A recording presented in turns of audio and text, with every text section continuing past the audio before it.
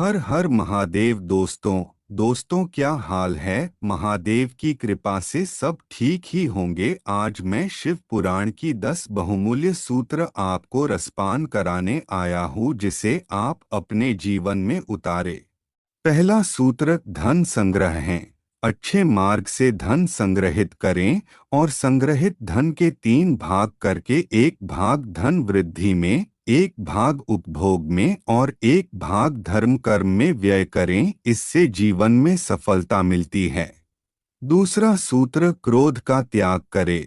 क्रोध कभी नहीं करना चाहिए और न ही क्रोध उत्पन्न करने वाले वचन बोलने चाहिए। क्रोध से विवेक नष्ट हो जाता है और विवेक के नष्ट होने से जीवन में कई संकट खड़े हो जाते हैं। तीसरा सूत्र व्रत के दिन भोजन का त्याग करें। शिवरात्रि व्रत करने से व्यक्ति को भोग एवं मोक्ष दोनों ही प्राप्त होते हैं और महान पुण्य की प्राप्ति होती है। पुण्य कर्मों से भाग्य उदय होता है और व्यक्ति सुख पाता है। चौथा सूत्र संध्या काल में ना करे। सूर्यास्त से दिनास्त तक का समय भगवान शिव का समय होता है, जबकि वे अपने तीसरे नेत्र से त्रिलोक्य तीनों लोक को देख रहे होते हैं और वे अपने नंदी गणों के साथ भ्रमण कर रहे होते हैं। इस समय व्यक्ति यदि कटु वचन कहता है, कलह क्रोध करता है, सहवास करता है, भोजन करता है, यात्रा करता है या कोई पाप कर्म करता है तो उसका घोर अहित होता है। पांचवा सूत्र सत्य बोलना मनुष्य के लिए सबसे बड़ा धर्म है। सत्य बोलना या सत्य का साथ देना और सबसे बड़ा अधर्म है असत्य बोलना या असत्य का साथ देना। छठवां सूत्र निष्काम कर्म। कोई भी कार्य या कर्म करते वक्त व्यक्ति को खुद का साक्षी या गवाह बनना चाहिए कि वह क्या कर रहा है। अच्छा या बुरा सभी के लिए वही खुद जिम्मेदार होता है। उसे यह कभी भी नहीं सोचना चाहिए कि उसके कामों को कोई नहीं देख रहा है। यदि वह मन में ऐसे भाव रखेगा तो कभी भी पाप कर्म नहीं कर पाएगा। मनुष्य को मन, वचन और कर्म से पाप नहीं करना चाहिए।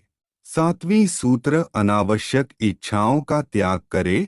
मनुष्य की इच्छाओं से बड़ा कोई दुख नहीं होता। मनुष्य इच्छाओं के जाल में फंस जाता है तो अपना जीवन नष्ट कर लेता है। अनावश्यक इच्छाओं को त्याग देने से ही महासुख की प्राप्ति होती है। आठवीं सूत्र मोह का त्याग करे। संसार में प्रत्येक मनुष्य को किसी न किसी वस्तु, व्यक्ति या परिस्थिति से आसक्ति या मोह हो सकती है। यह आसक्ति या लगाव ही हमारे दुख और असफलता का कारण होता है। निर्मोही रहकर निष्काम कर्म करने से आनंद और सफलता की प्राप्ति होती है।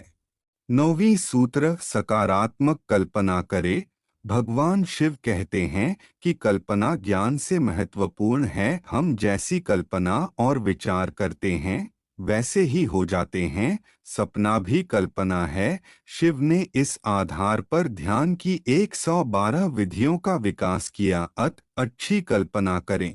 10वीं सूत्र पशु नहीं आदमी बनो। मनुष्य में जब तक राग, द्वेष, ईर्ष्या, वैमनस्य, अपमान तथा हिंसा जैसी अनेक पाशविक वृत्तियां रहती हैं, तब तक वह पशुओं का ही हिस्सा है।